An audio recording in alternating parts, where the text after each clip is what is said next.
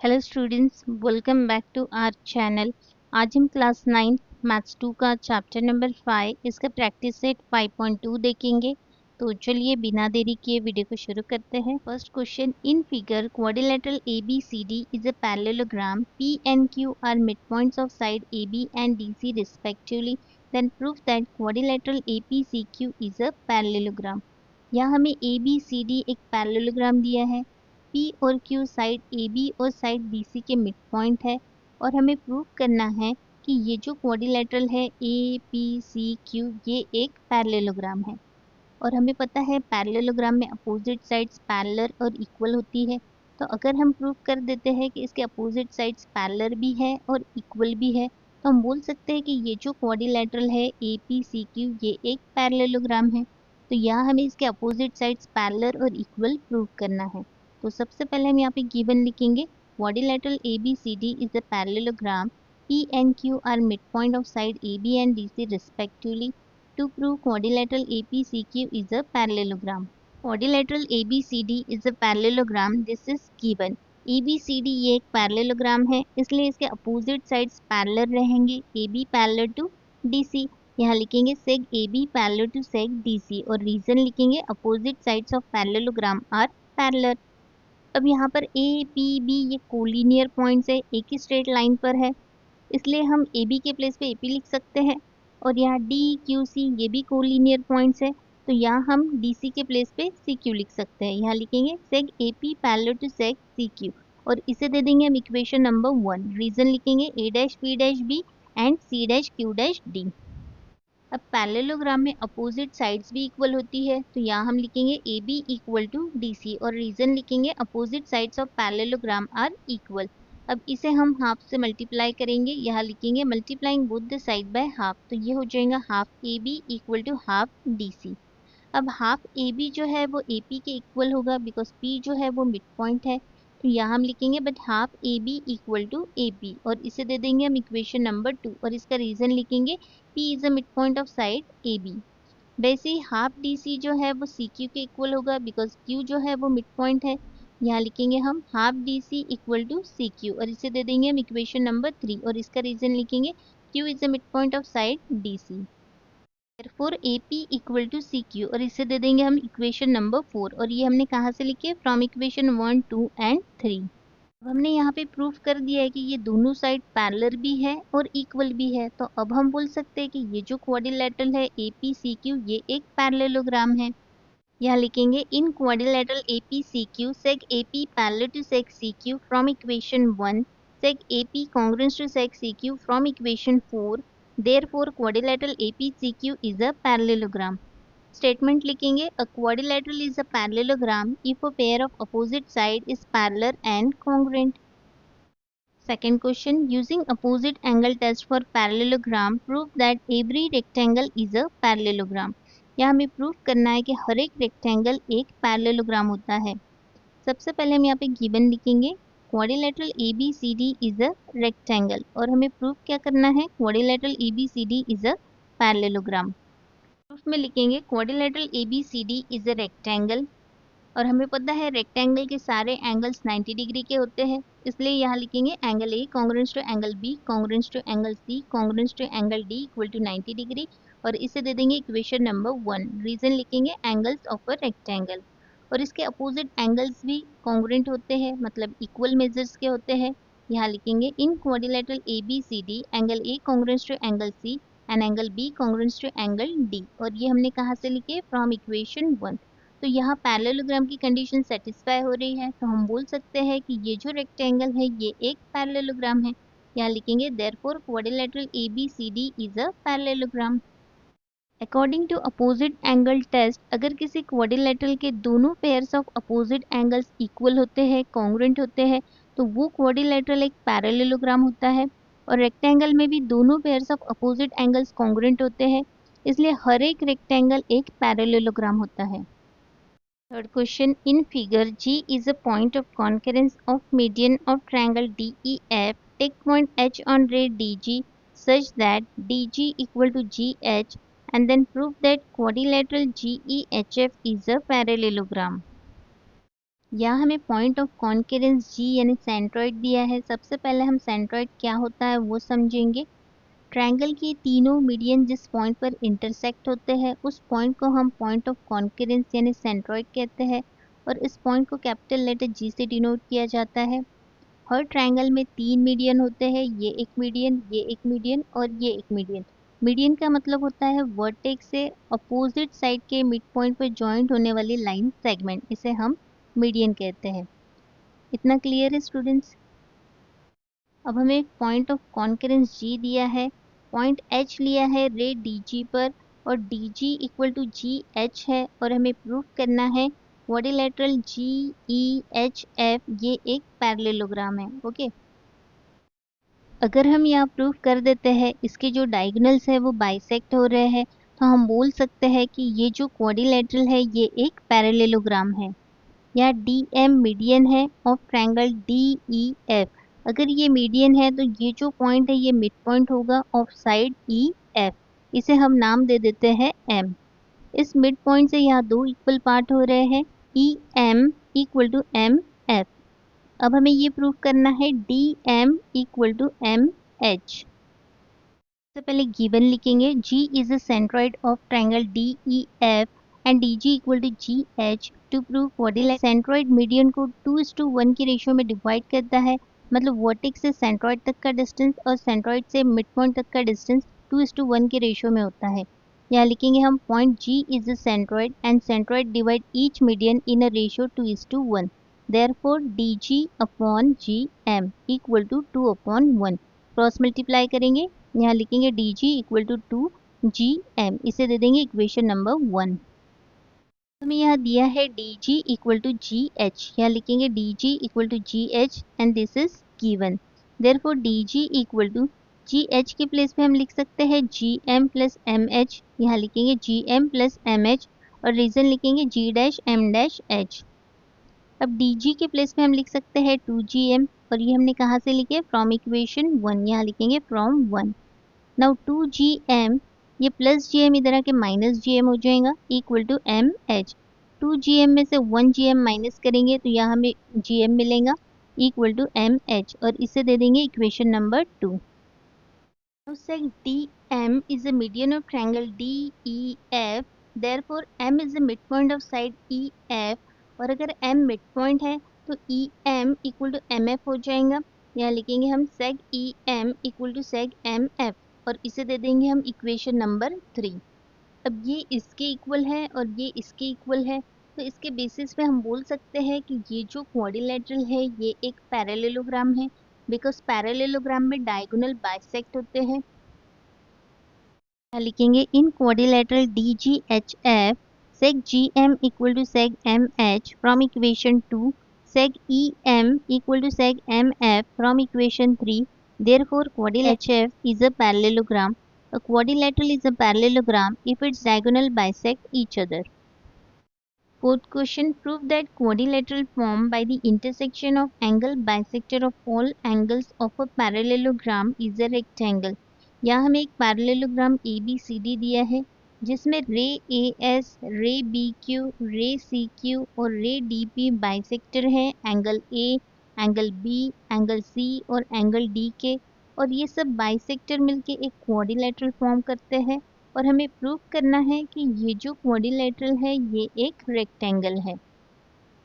Given लिखेंगे quadrilateral ABCD is a parallelogram. Ray AS, ray BQ, ray CQ and ray DP are angle bisector of angle A, angle B, angle C and angle D respectively.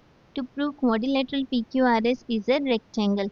यहाँ हमें prove करना है ये जो quadrilateral है PQRS ये एक rectangle है, और हमें पता है रेक्टेंगल में सारे एंगल्स 90 डिग्री के होते हैं। तो अगर हम ये प्रूव कर देते हैं कि ये सभी एंगल्स 90 डिग्री है, तो हम कह सकते हैं कि ये जो क्वाड्रिलेटरल है PQRS ये एक रेक्टेंगल है। यहाँ हम एंगल बाइसेक्टर की हेल्प से ये प्रूफ करेंगे कि ये जो क्वाड्रिलेटरल है PQRS इसके सारे एंगल्स 90 डिग्री के हैं। या रे AS जो है वो बाइसेक्टर है एंगल BAD का, और इस बाइसेक्टर की वजह से यहाँ एंगल के दो इक्वल पार्ट हो रहे हैं, ये एक और ये एक। सपोज ये पूरा एंगल 60 डिग्री है तो ये 30 डिग्री हो जाएगा और ये 30 डिग्री हो जाएगा। यहाँ लिखेंगे हम ray A S is a bisector of angle B A D, therefore angle B A S congruent to angle D A S. ये दोनों एंगल इक्वल रहेंगे, कॉन्ग्रुएंट रहेंगे। Therefore angle B A S equal to angle D A S equal to half of angle B A D. ये दोनों angle ये पूरे angle के half रहेंगे। इसे दे देंगे हम इक्वेशन नंबर 1। वैसे ही ray D P is a bisector of angle A D C. यहाँ भी एंगल के दो इक्वल पार्ट हो रहे हैं, ये एक और ये एक, और ये दोनों एंगल भी इक्वल रहेंगे। यहाँ लिखेंगे हम angle A D S congruent to angle C D S. Therefore angle A D S equal to angle C D S is half of angle A D C. ये दोनों एंगल ये पूरे angle के half हो जाएंगे। हम जानते हैं कि पैरेललोग्राम में जो एडजेसेंट एंगल होते हैं वो सप्लीमेंट्री होते हैं, मतलब उनका सम 180 डिग्री होता है। यहाँ एंगल ए और एंगल डी ये एडजेसेंट एंगल है। यहाँ लिखेंगे हम quadrilateral ABCD is a parallelogram and this is given, therefore angle BAD plus angle ADC equal to 180 degree. Reason लिखेंगे adjacent angles of parallelogram are supplementary. अब इसे हम हाफ से मल्टीप्लाई करेंगे। यहाँ लिखेंगे multiplying both side by half, तो ये हो जाएगा half angle B A D plus half angle A D C equal to half multiplied by 180 degree. Half angle B A D plus half angle A D C equal to 2 से इसे divide करेंगे तो यहाँ मिलेगा हमें 90। अब half angle B A D के place पे हम लिख सकते हैं एंगल डी ए एस, और half angle A D C के प्लेस पे हम लिख सकते हैं angle A D S. D A S plus angle A D S equal to 90 degree, और इसे दे देंगे इक्वेशन नंबर 3। और ये हमने कहाँ से लिखे? From equation 1 and 2। अब हम triangle A D S consider करेंगे। ट्रायंगल में तीनों एंगल्स का सम 180 डिग्री होता है। यहाँ लिखेंगे हम in triangle A D S angle D A S plus angle A D S plus angle D S A equal to 180 degree, और रीजन लिखेंगे sum of all angles of a triangle is 180 degree. Angle D A S plus angle A D S equal to 90 degree है, तो यहाँ हम angle D A S plus angle A D S के place पे 90 degree लिखेंगे, plus angle D S A as it is equal to 180 degree. Therefore angle D S A equal to 180 degree minus 90 degree, therefore angle D S A equal to 90 degree. अब हमें यहाँ angle D S P मतलब angle S मिल गया है 90 degree. यह angle इसके vertically opposite angle है and vertically opposite angles are congruent. तो अगर ये 90 डिग्री है तो ये भी 90 डिग्री हो जाएगा। यहाँ लिखेंगे हम angle D S A congruent to angle R S P. Reason लिखना है वर्टिकली अपोजिट एंगल। तो अगर angle D S A 90 degree है तो एंगल आर एस पी भी 90 डिग्री हो जाएगा। तो ये एंगल हमें मिल गया है 90 डिग्री। ये एंगल इसके अपोजिट एंगल है। अगर हम सेम स्टेप फॉलो करेंगे तो ये एंगल भी हमें 90 डिग्री मिलेगा। तो यहाँ हम लिखेंगे similarly angle P Q R equal to 90 degree, और इसे दे देंगे हम इक्वेशन नंबर 5। अब हमें ये दोनों एंगल में से एक एंगल 90 डिग्री प्रूव करना है। अब हम एंगल डी और एंगल सी एडजेसेंट एंगल लेंगे, इसलिए हम एंगल डी और एंगल सी के बाइसेक्टर देखेंगे। रे D P is a bisector of angle A, और हमें पता है बाइसेक्टर एंगल को दो इक्वल पार्ट में डिवाइड करता है और ये दोनों पार्ट इक्वल होते हैं। यहाँ हम लिखेंगे ray D P is a bisector of angle A D C, therefore angle A D P equal to angle C D P, और ये दोनों एंगल ये पूरे एंगल के हाफ हो जाएंगे। तो यहाँ हम लिखेंगे angle A D P equal to angle C D P equal to half of angle A D C, और इसे दे देंगे हम equation number 6। Now ray C P is a bisector of angle B C D, therefore angle B C P equal to angle D C P, angle B C P equal to angle D C P equal to half of angle B C D, और इसे दे देंगे हम equation number 7। Angle D और angle C adjacent angle है parallelogram के, and adjacent angles are supplementary. यहाँ लिखेंगे angle A D C plus angle B C D equal to 180 degree. Reason लिखेंगे adjacent angles of parallelogram are supplementary. अब इसे half से multiply करेंगे। यहाँ लिखेंगे multiplying both the side by half, तो ये हो जाएगा half angle A D C plus half angle B C D equal to half multiplied by 180 degree. Half angle A D C plus half angle B C D equal to, इसे 2 से divide करेंगे तो यहाँ मिलेगा हमें 90 degree. अब half angle A D C के place पे हम लिख सकते हैं एंगल सी डी पी। यहाँ लिखेंगे हम angle C D P plus half angle B C D के प्लेस पे हम लिख सकते हैं एंगल डी सी पी, यहाँ लिखेंगे angle D C P equal to 90 degree और इसे दे देंगे हम इक्वेशन नंबर 8। और ये हमने कहाँ से लिखे, from equation 6 and 7। Now consider triangle PDC और ट्रायंगल में तीनों एंगल्स का सम 180 डिग्री होता है। यहाँ लिखेंगे हम in triangle PDC angle CDP plus angle DCP plus angle DPC equal to 180 degree और रीजन लिखेंगे sum of measures of all angles of a triangle is 180 degree. Angle CDP plus angle DCP कितना है, 90 degree है। हम angle C D P plus angle D C P के place पे लिखेंगे 90 degree plus angle D P C as it is equal to 180 degree और ये हमने कहाँ से लिखे, from equation 8। Therefore angle D P C equal to 180 degree minus 90 degree, ये प्लस 90 इधर आके माइनस 90 हो जाएगा। Therefore angle D P C equal to 90 degree. Angle D P C के प्लेस पे हम लिख सकते हैं एंगल एस पी क्यू, यहाँ लिखेंगे angle S P Q equal to 90 degree और इसे दे देंगे हम इक्वेशन नंबर 9। यहाँ एंगल पी मिल गया है 90 डिग्री और एंगल पी का अपोजिट एंगल है एंगल आर, एंगल आर भी 90 डिग्री रहेगा। लिखेंगे हम similarly angle S R Q equal to 90 degree और इसे दे देंगे हम इक्वेशन नंबर 10। अब हमें यहाँ सारे एंगल 90 डिग्री मिल गए हैं। अब हम बोल सकते हैं कि ये जो क्वाड्रिलेटरल है ये एक रेक्टेंगल है। यहाँ लिखेंगे in quadrilateral P Q R S angle R S P equal to angle P Q R equal to angle S P Q equal to angle S R Q equal to 90 degree from equation 4, 5, 9 and 10। Therefore, quadrilateral PQRS is a rectangle. A quadrilateral is a rectangle if its all angles are right angle. Fifth question, in figure, if point PQRS are on the sides of parallelogram such that AP equal to BQ equal to CR equal to DS, then prove that quadrilateral PQRS is a parallelogram. यहाँ हमें parallelogram ABCD दिया है और हर side पर एक point लिया है PQRS और AP equal to BQ equal to CR equal to DS है और हमें प्रूफ करना है क्वाड्रिलेटरल PQRS ये एक पैरेललोग्राम है। गिवन लिखेंगे quadrilateral ABCD is a parallelogram AP equal to BQ equal to CR equal to DS। To prove quadrilateral PQRS is a parallelogram, prove quadrilateral ABCD is a parallelogram. Parallelogram में opposite sides equal होते हैं, यहाँ लिखेंगे हम AB equal to CD और reason लिखेंगे opposite sides of parallelogram are congruent. अब AB के प्लेस पे हम AP प्लस PB लिख सकते हैं बिकॉज ये कोलिनियर पॉइंट्स है और CD के प्लेस पे हम CR प्लस RD लिख सकते हैं बिकॉज ये भी कोलिनियर पॉइंट्स है। तो यहाँ हम AB के प्लेस पे लिखेंगे AP plus PB equal to CD के प्लेस पे लिखेंगे CR plus RD। But AP equal to CR ये हमें गिवन है तो AP के प्लेस पे हम CR लिखेंगे, यहाँ AP के प्लेस पे CR लिखेंगे plus PB as it is plus CR plus RD। अब ये CR कैंसिल हो जाएंगे तो यहाँ हमें मिल रहा है PB equal to RD, PB equal to RD। अब पैरेललोग्राम में अपोजिट एंगल्स भी कॉन्ग्रुएंट होते हैं। एंगल B का अपोजिट एंगल है angle D, angle ABC congruent to angle ADC।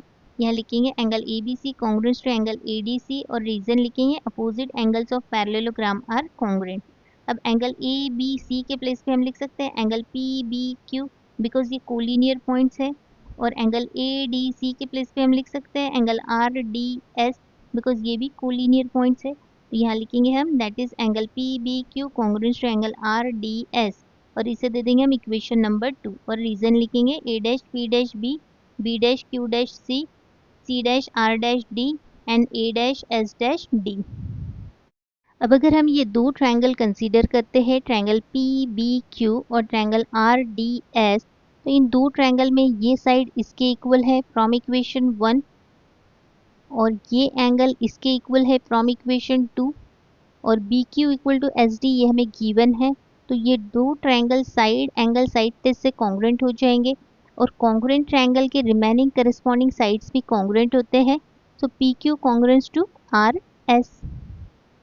लिखेंगे in triangle PBQ and triangle RDS seg PB congruent to sec RD from equation 1 angle PBQ congruent to angle RDS from equation 2. Sec BQ congruent to sec SD. This is given. Therefore, triangle PBQ congruent to triangle RDS by side angle side test. Sec PQ congruent to sec RS. Reason लिखेंगे corresponding sides of congruent triangle और इसे दे देंगे equation number 3. अब अगर हम ये दो ट्रायंगल कंसीडर करते हैं और सेम स्टेप फॉलो करते हैं तो ये साइड इसके इक्वल हो जाएंगी. Seg P S congruent to seg R Q. अब ये साइड इसके इक्वल है और ये साइड इसके इक्वल है. Opposite sides are congruent. तो हम बोल सकते हैं कि ये जो क्वाड्रिलेटरल है ये एक पैरेललोग्राम है. क्या लिखेंगे? Similarly by proving triangle P A S congruent to triangle R C Q we get seg P S congruent to seg R Q. इसे दे देंगे equation number 4. Now in quadrilateral P Q R S seg P Q congruent to seg R S from equation 3. Seg P S congruent to seg R Q from equation 4. Therefore, quadrilateral PQRS is a parallelogram. A quadrilateral is a parallelogram if its opposite sides are congruent. Student, यहाँ हमारा practice set 5.2 complete हो गया है. अगर आपको video helpful लगा हो तो वीडियो को लाइक शेयर सब्सक्राइब करना न भूलिए. मिलते हैं नेक्स्ट वीडियो में.